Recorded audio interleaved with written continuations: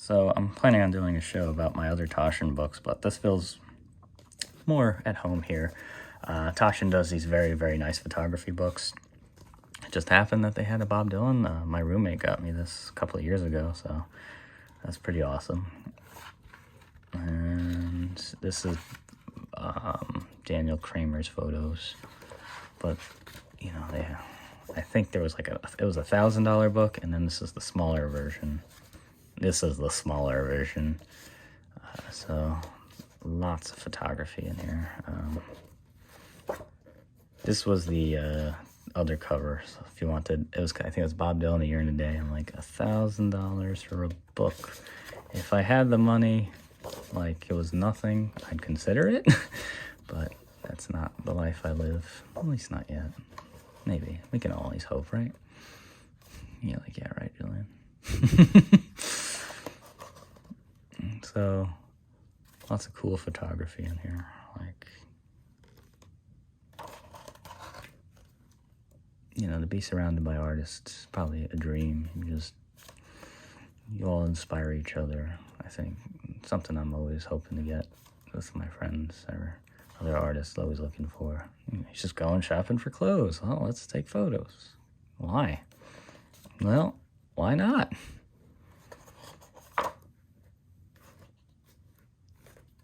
And it helps the photographer develop.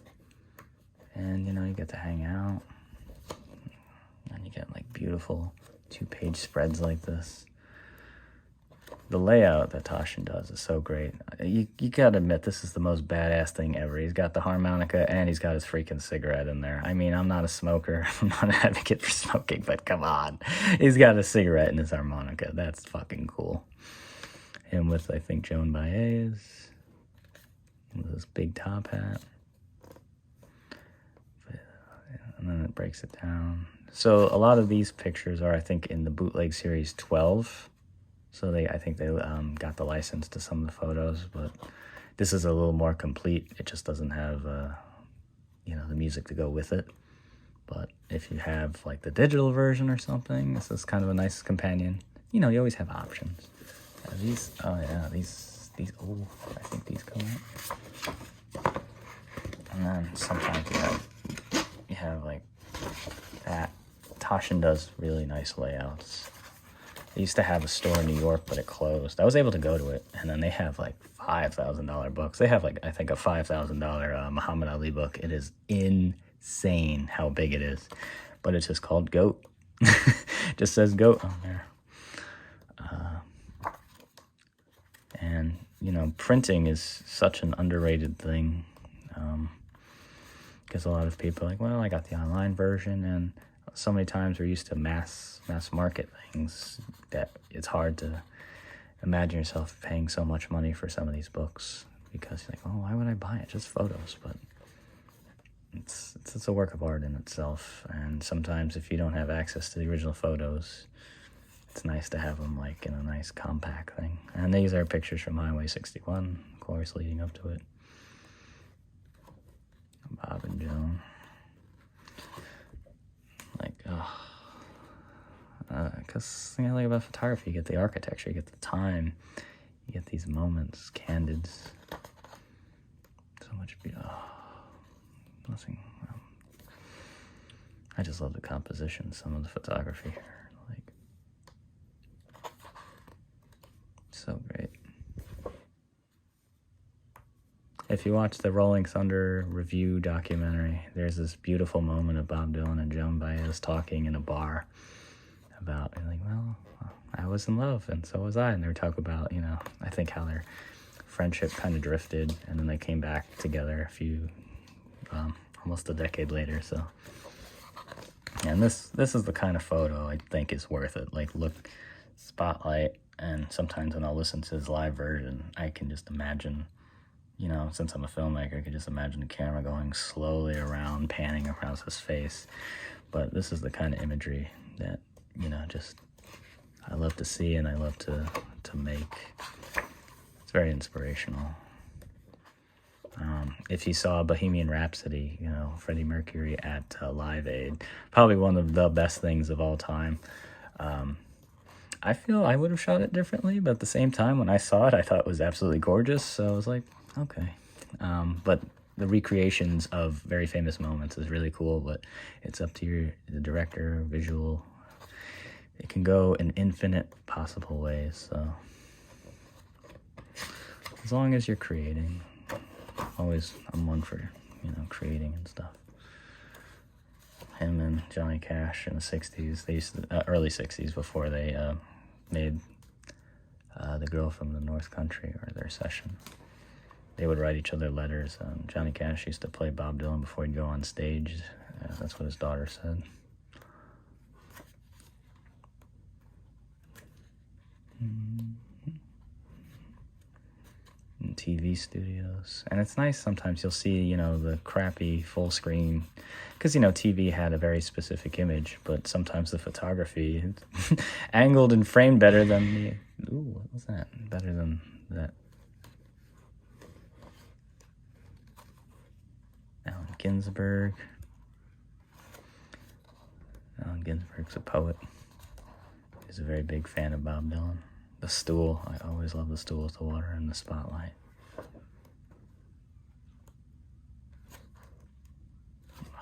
Look at this. He's out of focus. Just in general, when you see photos like this, it gives you inspiration to just go out with your camera or your phone. And that's the thing.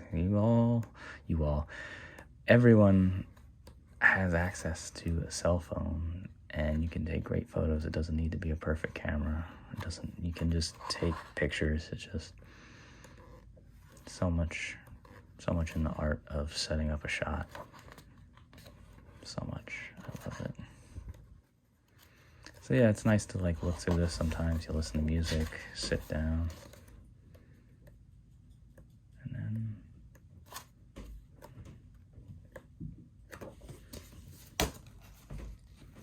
the back.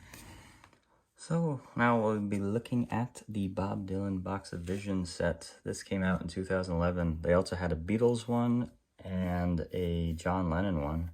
The company went out of business. I think I just said that. But I really would have liked to see what other artists they would have done. Side. So they kind of give you, I'll show you in a sec what a Box of Vision is versus describe it to you. I like the silhouette a lot. It reminds me a lot of the Miles Davis logo of him playing the trumpet. So they got Bob Dylan playing the guitar. Have it again. We're going to open it. And it has 3 books here. This is 1, this is 2, and this is 3. And it holds all the CDs, this whole discography. The person I purchased this from eBay had some CDs that I decided to put in there with some enhancements. It is a bit clumsy and frustrating, these sets, but the idea is really, really cool. So we're going to go with, I'm going to show you book 1 first. You can pull it out here. Easier to take out than to put in. You'll see in a sec. So you have his image, from the 60s. There is nothing on the back, just in case you're curious. Missed opportunity maybe, but the Box of Vision logo very low there. I've seen unboxings of the Beatles ones, which look really cool. I really want to see what they would do with other bands, but wasn't meant to be, I guess. Man, I'm knocking everything down. So yeah, I added these, or maybe this is second. I don't know the order of the releases, but they had these to protect the CDs. So I have some, and I put them in there. It is very cool, not the most practical, because if you want to pull this out every time you want to listen to music, it's kind of a pain in the ass. Even, I think the vinyls would be easier. But I think it's cool to have them all in one place. It's a nice piece, I would say. If you really wanted, maybe the original versions of the CDs separate than the, in a space-saving way, then, yeah. So, these are the ones I happen to have because the purchase. So, it's kind of nice. Collection started. I still might finish it. I'm not sure. But it goes up to 2000. I think it goes up to here, actually. This, yeah, Christmas. No, it goes up to Christmas of the Heart. So these two came out in 2009. These two are the Traveling Wilburys, the super group he had with Jeff Lynne, Roy Orbison, Tom Petty, and George Harrison, as well as Bob Dylan. It was provided. It's not where they're supposed to go. Probably could have got two of the Sinatra ones in there, but two Sinatra covers albums in there. But this is what it is. You could add more pages. I don't plan on doing it because, you know, there's no such thing as a complete Bob Dylan collection. Maybe, I don't know. It's a hard thing. So that was, you know, not the reason I bought it. The reason I bought it was for the other two books. These are cool, and this is falling apart. That's so sad. So you see it. Ooh, I can use the book here. Oh, wait, it's colliding with this thing. I'm gonna readjust. Okay, I'm gonna push a little bit forward. Okay, can we? Just a little bit more. Okay. So I wanted to get all the vinyls, but it wasn't very practical when you're moving. So it basically gives you the 12 by 12 book with all the album covers in order with reproductions on the back. So as you saw in the mono box, I have all these already, but this has every single album up until 2009. And then the innards, you can see. So I don't know if I skipped a page, but times they are changing. Lyric sheets inside. I am massacring this book right now, but so I really like having the full size artwork. That's one of the things I like about the vinyl. I love the size, but perfect reproductions. So they do have this for the Beatles and John Lennon, but there's so many bands that I love the artwork for. And then if there's like, if there was bonus or promotional stuff inside, they included it too, which I thought was cool. So you really have the feeling of opening it. We have a blank page. Always sad to see a blank page. We have Blonde on Blonde, which was a gatefold that folded out. Very famous image. Famous for being blurry too. And then some of the sleeve covers on the inside. And then you just want to see the back by itself. Greatest Hits, very famous image. And I love when they have these, they'll promote the others. And it's like from that point of view. So this would be like his greatest hits advertising at that time for other albums. I like advertisements from past advertisements. And then we have the John Wesley Harding, which sometimes when you look at the picture long enough, you're like, what the hell's going on in there? One of my favorites, Nashville Skyline. Self-portrait. And this country period, very maligned album. New Morning, this is the one with the Man on Me from The Big Lebowski. So this is my starting point for Bob Dylan. That's where I got into him. This is from the song Concert for Bangladesh. I think George Harrison is actually here. There's a full photo of it, or he's there, I'm not sure, but it's a really, really cool photo. So this is like after that, 60. So this is like when he was starting to come back to, I guess, classic Dylan, I would say. The soundtrack to Pat Garrett and Billy the Kid. This is the one with Knocking on Heaven's Door. And, you know, we see Chris Christopherson there from the movie. The compilation of outtakes from the last couple albums without his consent. Just there, and that's it. And then he switched labels, which eventually was bought out, I think, by Columbia. So they still own all of them. So he did a studio album and then a live album. And the sunglasses, which I think this might be with blood on the pages. Not that specific image, but there it is. Probably my favorite Bob Dylan album, Blood on the Pages. Not pages, blood on the tracks. What's blood on the pages? I don't know.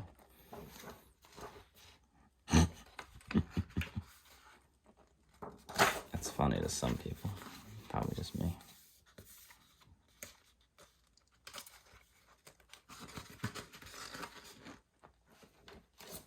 Basement Tapes, the official release, which was controversial.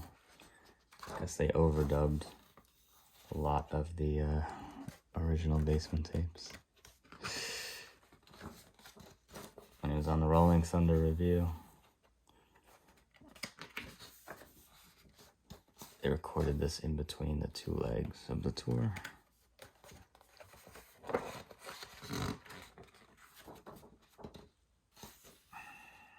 Hard Rain. And then from the show, I think this is kind of cool. It looks like a picture of a TV screen. This oddball album, which is, I really do like it. Very different sound for him. And then when he went on his, I guess, Neil Diamond. I've heard someone refer to his Neil Diamond period right before his gospel period. This was in Japan. The two live albums that came out, people are like recorded either too late or too early on the tour. He was either exhausted or they didn't start gelling yet. So these two tours are represented by albums which people believe they could have picked better concerts to put out there to be a better representation of how the tour is like. And then the beginning of his gospel trilogy was The Slow Train Coming.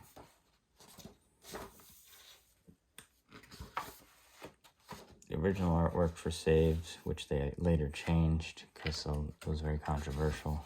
So this is the re-release one, and you'll see it more often.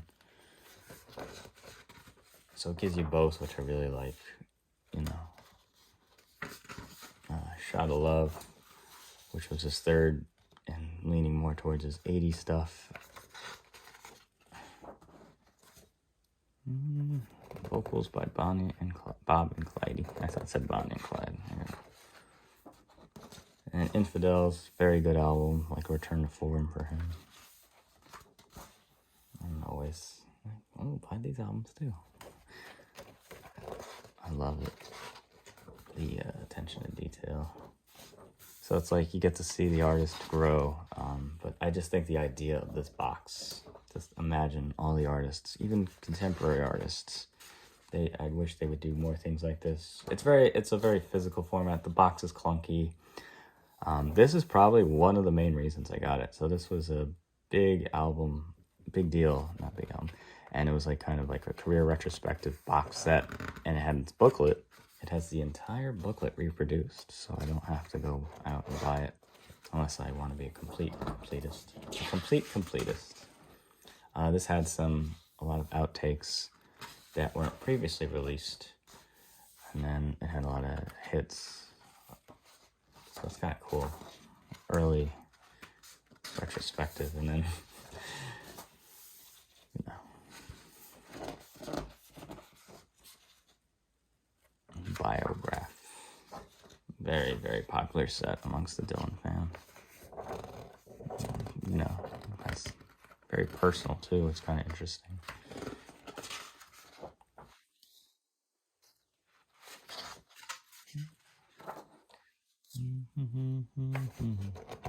Different photos that I guess were previously unseen. So for what I paid for this, I was absolutely happy with just the two books. Tim and Allen Ginsberg.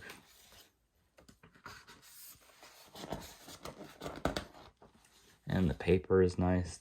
It's like a linen cloth box on the outside, but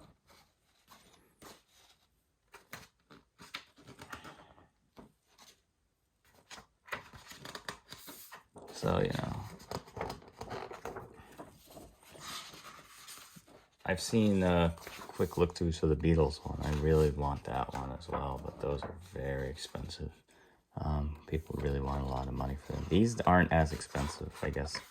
It's just not as popular, but so, I mean, I guess it worked in my favor.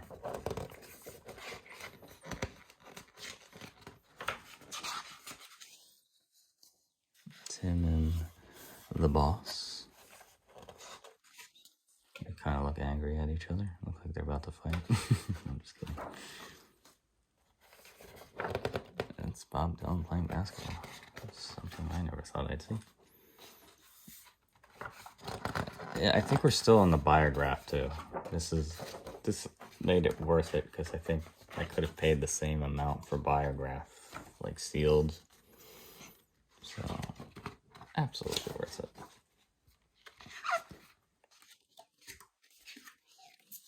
You have Knocked Out and Loaded, which I think had the same front and back.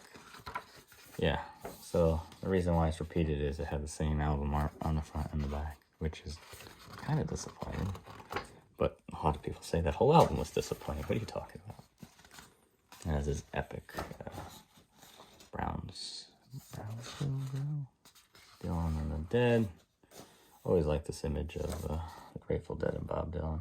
A lot of people didn't like the tour or didn't live up to their expectations. Some of the Grateful Dead bootlegs are better, much better. I found out this was a painting or a street art in New York, and they kind of just took a photo of it. I'm like, that's genius. I kind of really like it too. I don't know, it has this kind of jazzy feel to it.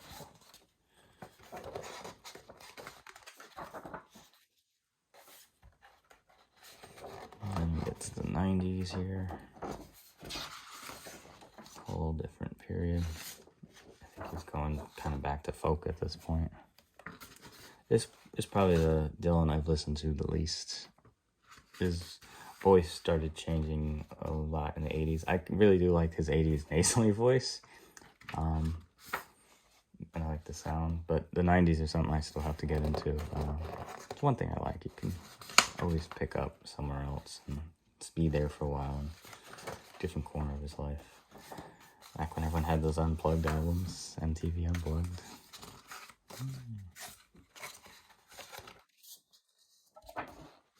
Very big comeback album for him. Excellent album.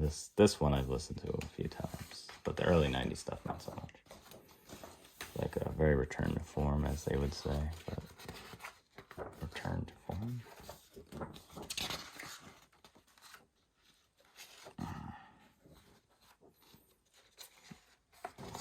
Now we're in 2001. Still going. So for these, I think they went for the vinyl, even though they weren't as widespread at the time. They're available now, but this had to, they go for the vinyl jackets, obviously. Side 1, side 2 type thing. But I don't think vinyl is as big at this point in the early 2000s. It was coming back, but it wasn't there just yet. It wasn't where it is now. It's bigger now than when I was younger. And then before I was born, it was really big. Not that I know all these things. And then where I actually entered in Bob Dylan's career, when he was still recording. I remember I bought this from Best Buy.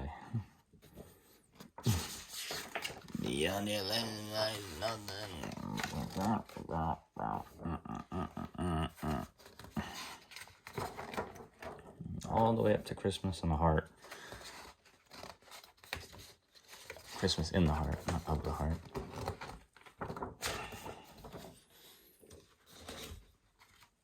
And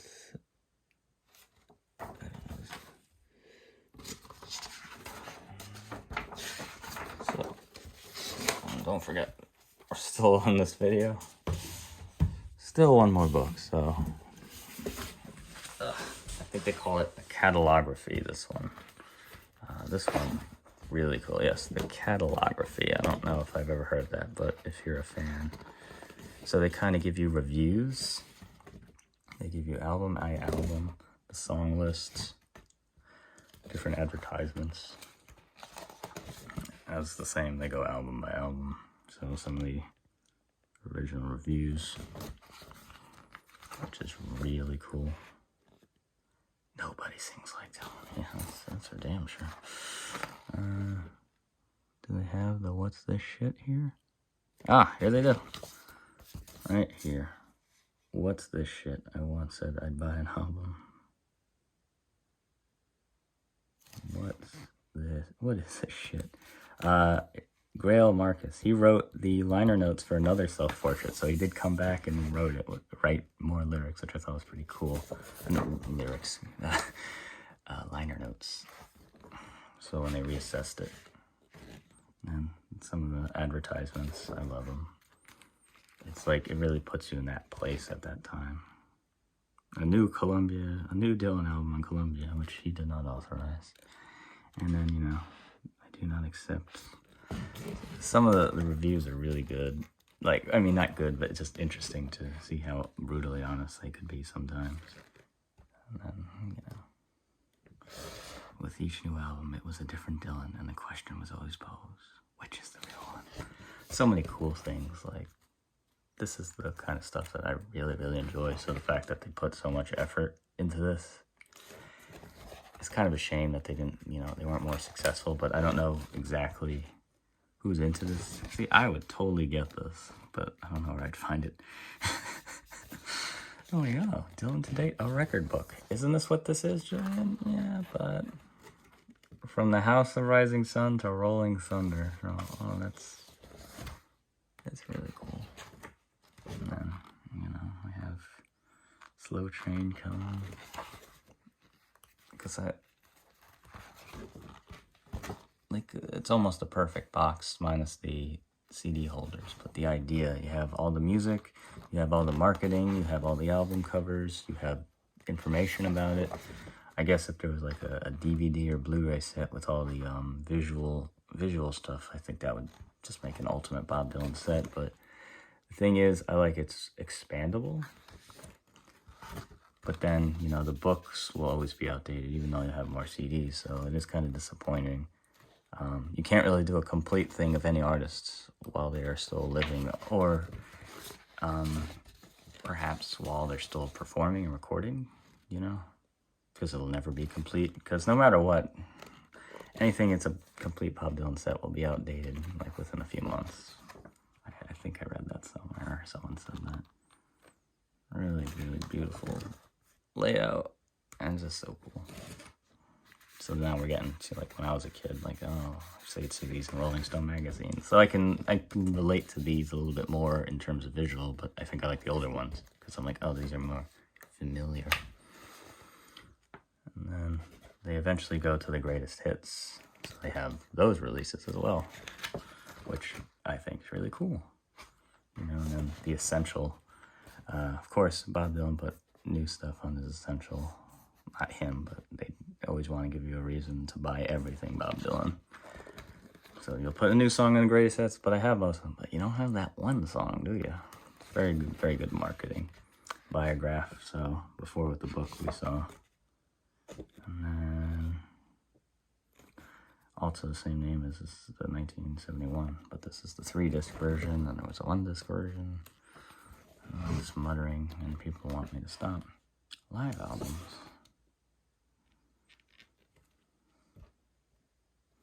Live because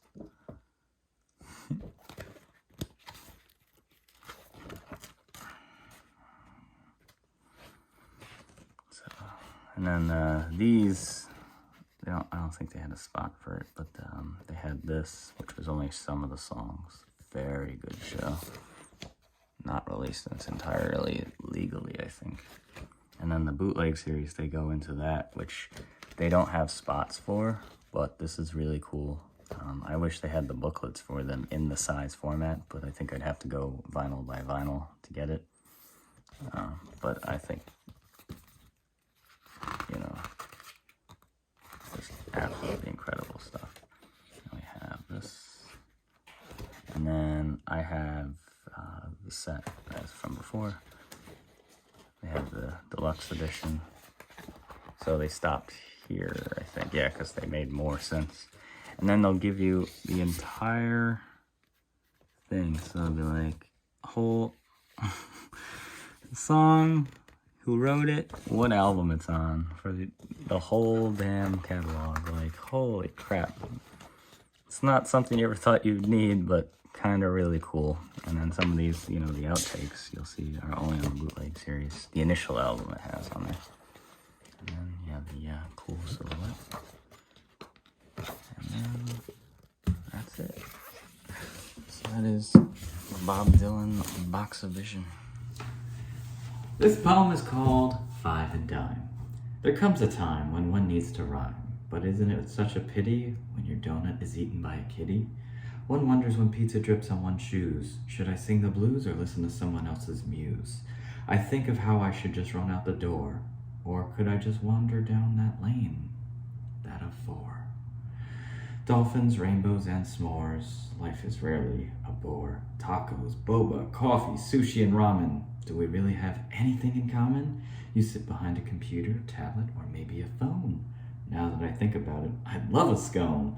But we've made it to 5, now I can truly thrive. I'll always be looking for a smile. Perhaps I'll have to wait a little while. However, one mustn't get lost in the cloud, because you'll miss out on all those that you have made